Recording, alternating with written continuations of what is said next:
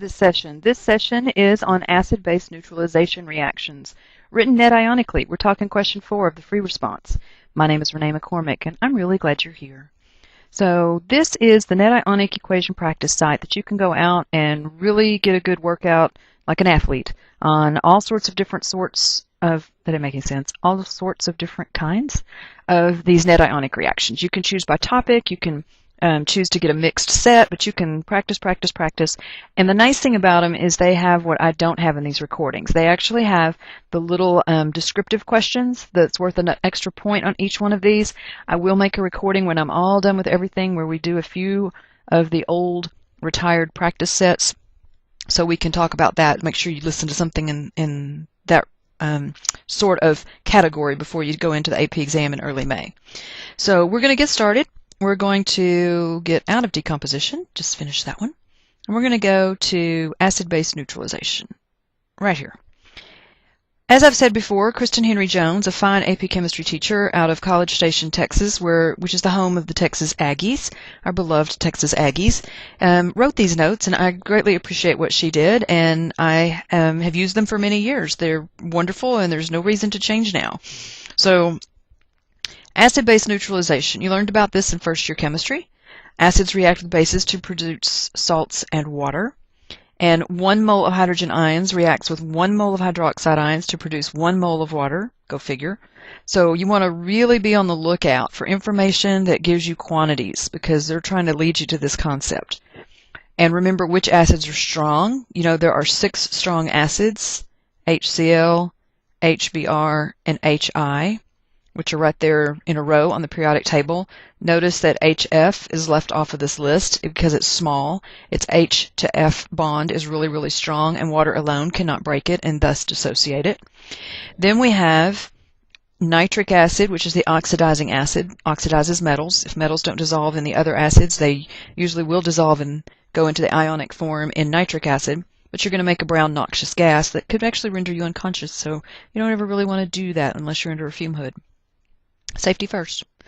And then we also have our only diprotic acid, H2SO4, and then the strongest of all, HClO4. So you must know those 6 acids. And then bases are much easier. They're oxides and hydroxides of 1 and 2A metals. Again, we have trouble with the 2A metals, the top 2 little guys at the top of the 2s of the 2A metals. Those do not dissolve well, so they too are not very strong. So on this question, you always write them as a molecule. And then you write anything that's weak as a molecule. You do not ionize it. So make sure you know those. Sulfuric acid can be written as this or as this. But let me also add into this that when it says concentrated,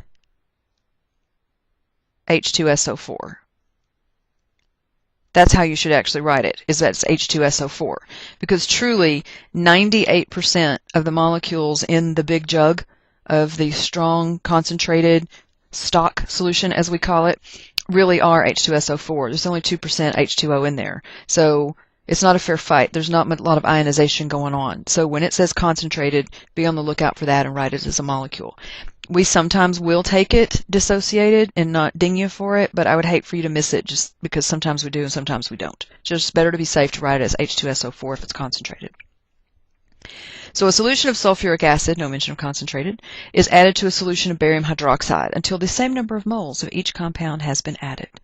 So you dissociate the strong acid, you dissociate the strong base because that's a 2A metal, back to my periodic table. See, there's barium right there, number 56. And the hydroxide is separate from that. And then we will make barium sulfate, because it's a classic precipitate, and water. So you need to know your solubility rules. They're not going away. Now, you, of course, would have to balance it as well. We'll get into the balancing when we start working out some of the examples that we have that traditionally you've been tortured with for homework. Hydrogen sulfide gas is bubbled through excess potassium hydroxide solution. So H2S is a gas. We write it together. So I always have you circle that. So we write that together as a molecule. And the potassium is just a spectator. You always, 1A metals are quite often a spectator. So this plus the hydroxide is going to make water. because as soon as H2S, because it looks like an acid, doesn't it, written with an H in front, as soon as that does go into solution, it will make the weak acid, so it's going to dissociate, and the sulfide ion is going to be what's left with H2O. Watch out for substances that react with water before reacting with an acid or a base. These are two-step reactions. So sulfur dioxide gas, again, so we're going to write SO2, is bubbled into an excess of saturated solution of calcium hydroxide. So if it's excess and it's saturated, there's a little bit of CaOH. So let's look at that periodic table again. These two little guys, beryllium hydroxide, magnesium hydroxide, you always want to write as a molecule. This one's kind of on the fence. We'll take it either way. You can't really mess it up. But these, you always write dissociated. Same with all of the 1As. All of the 1A metal hydroxides, you write dissociated as strong. All right, let's get at it. What do we have here? Solutions of ammonia and hydrofluoric acid are mixed. Ooh, weak acid plus weak base. So a proton is going to be swapped. So NH3 plus HF. The only thing that can happen here, and I really should write an equilibrium, tell you the truth. It's okay if you don't, though, at this stage of the game. It's going to be that this H is going to come and attach to make your good buddy ammonium and leave behind that very active fluoride ion. And that's it, folks. That's balanced. I don't have to do anything else to it. Hydrogen sulfide gas, so you're going to write H2S, is bubbled through a solution of potassium hydroxide. I think we just had this example. The potassium is a spectator. So what's going to happen is H is going to come off of H2S, and I'm going to make HS minus plus H2O. It's not terrible if you write S2 minus plus H2O, but it's going to be more difficult to balance. And a lot of chemists would argue with you that that doesn't really exist in solution all alone, so you're probably safer with the one that I've written here, even though I think the example did go all the way to S2 minus for the sulfide ion. All right, so can we do some balancing here? Let's see. I see 3 H's on the left, 3 H's on the right, 1 S, 1 S. Ooh, it's balanced. Know when to quit.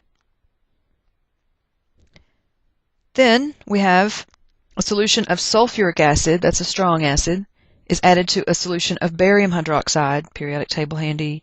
Yep, barium strong, it's down here. Don't confuse it with beryllium, which is weak.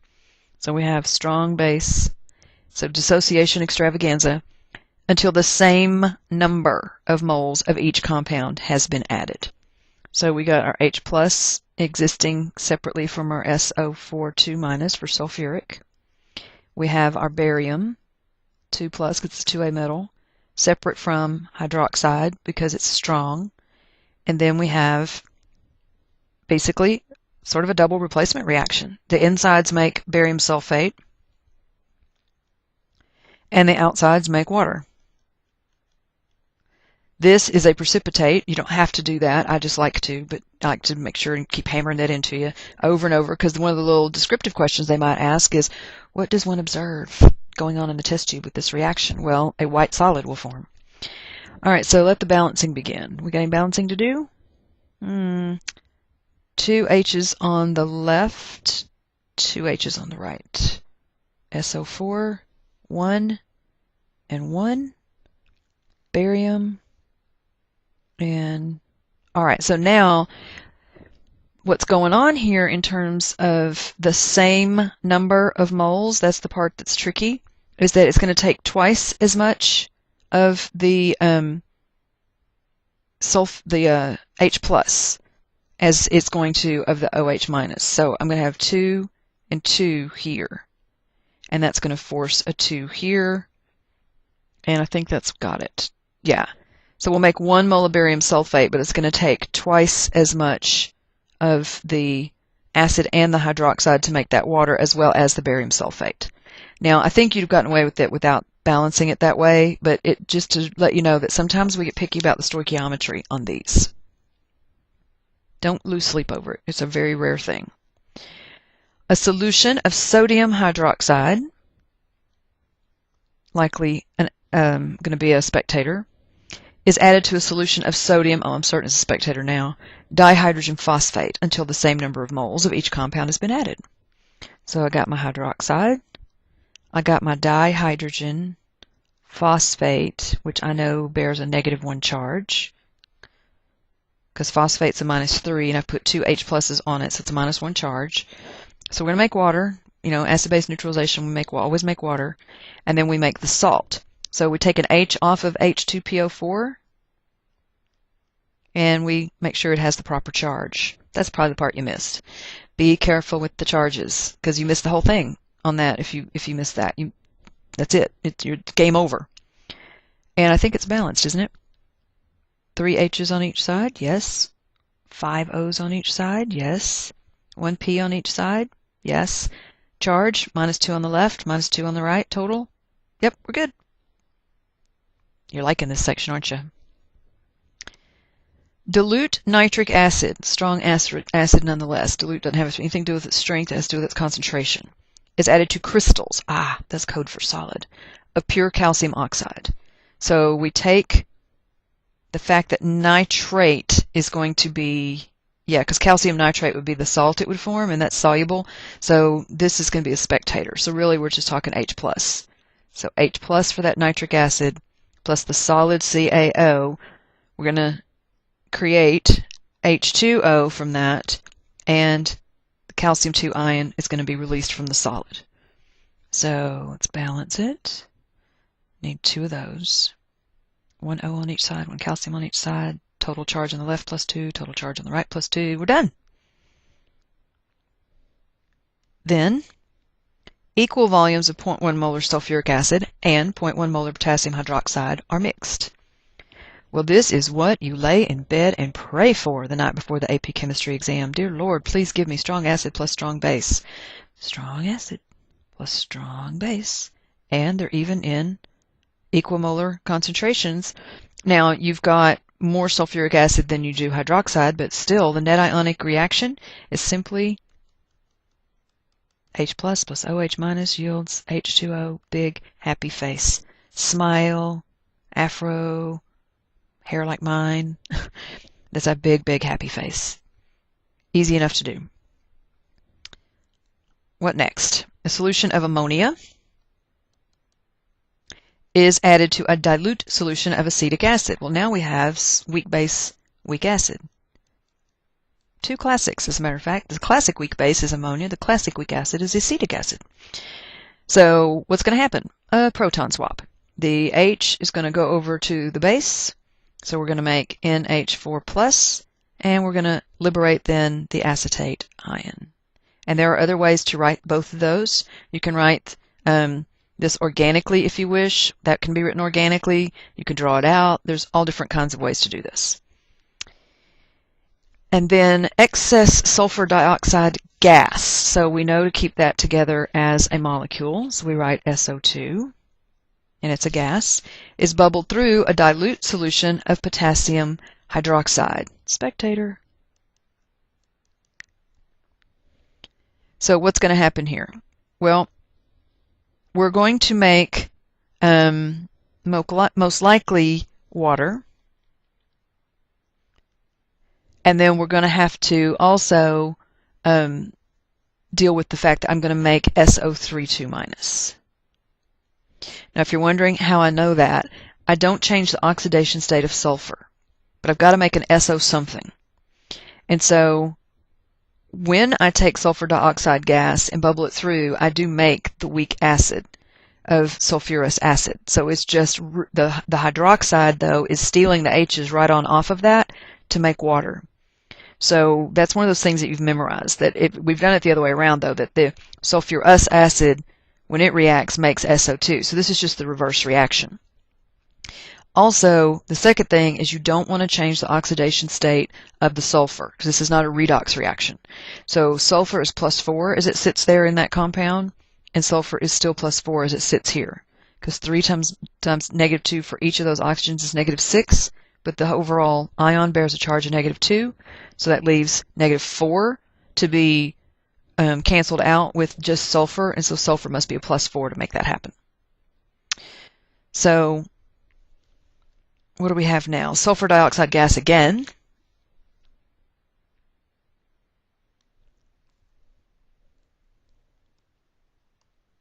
I know to write it as a molecule because it says gas right there, is bubbled into an excess saturated solution of calcium hydroxide.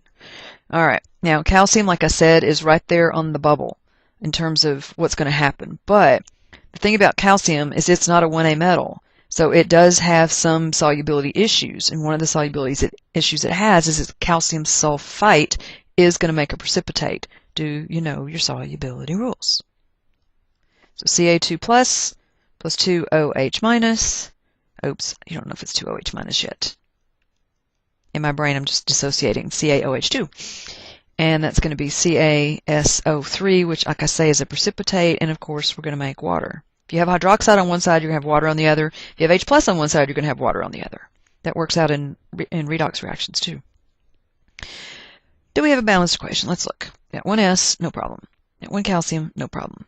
O's, I got 3 on the left. I got 4 on the right.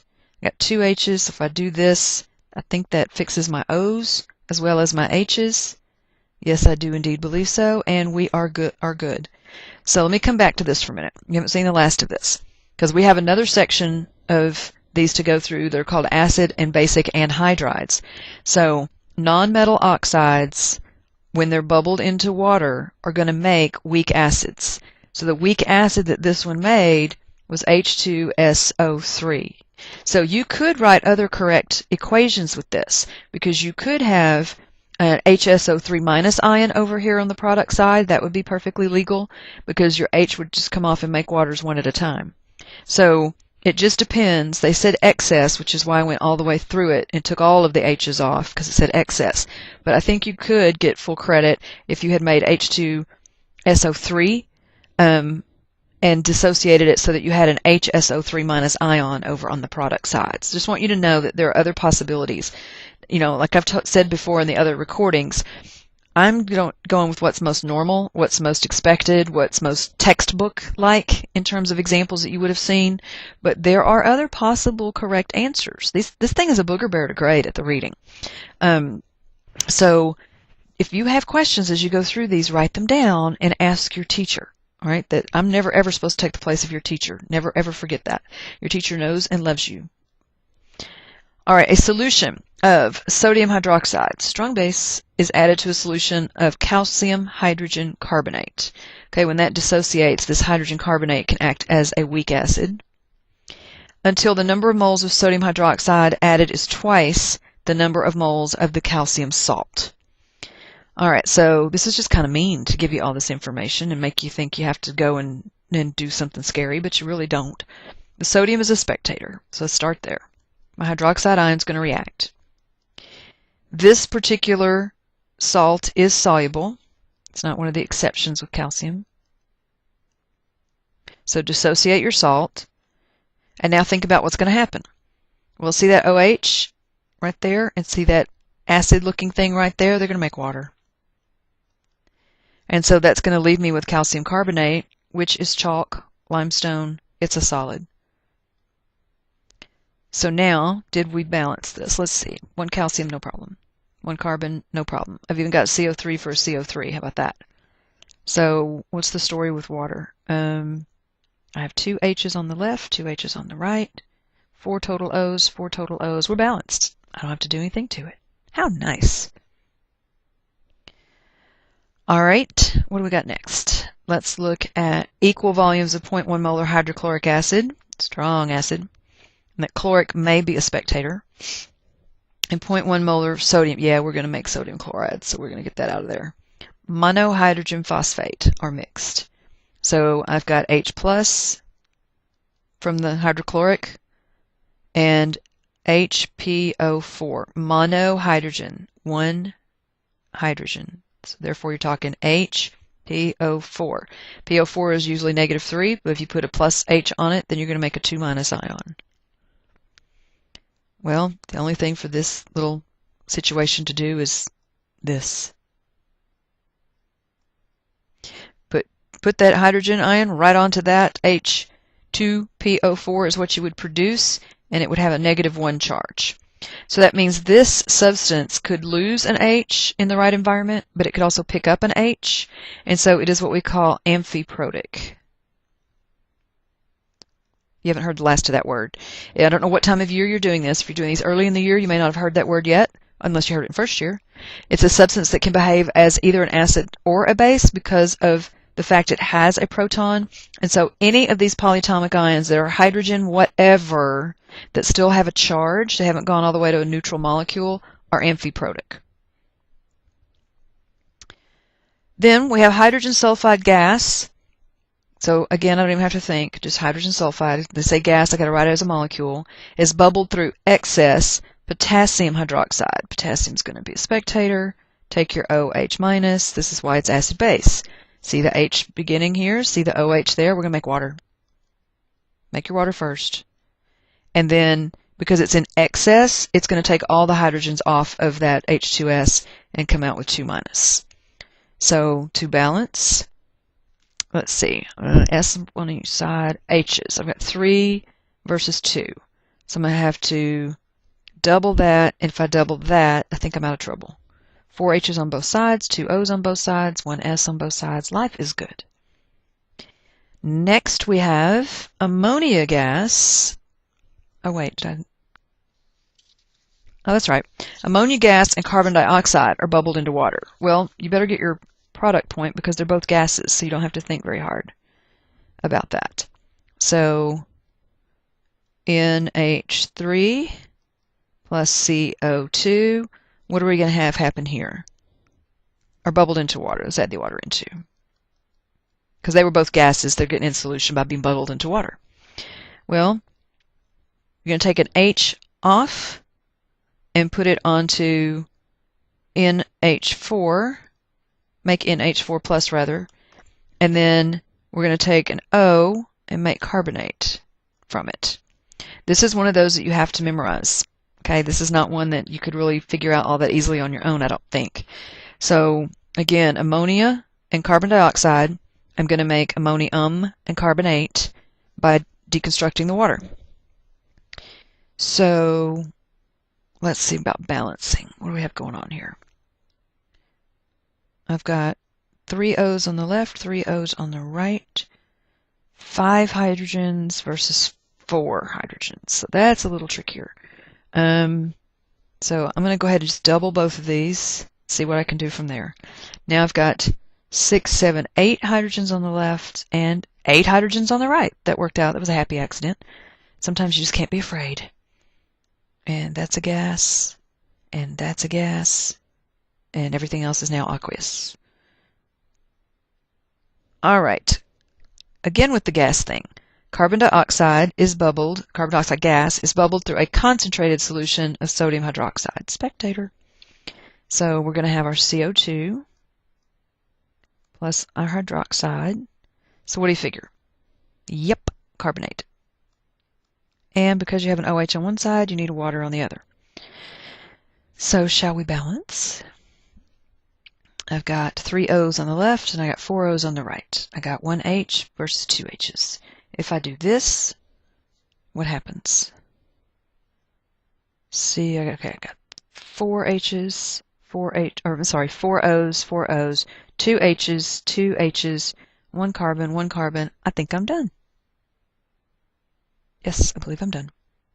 Resist the urge to mess it up. All right, acetic acid solution.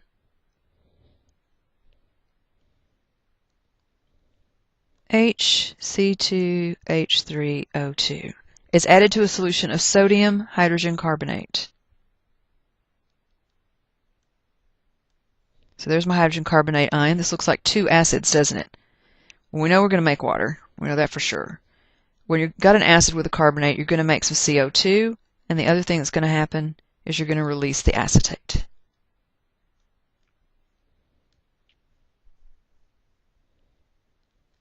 All right, so what about balancing? I don't have to balance it. It's already balanced. I got 2 H's on each side. I got 3 carbons on each side.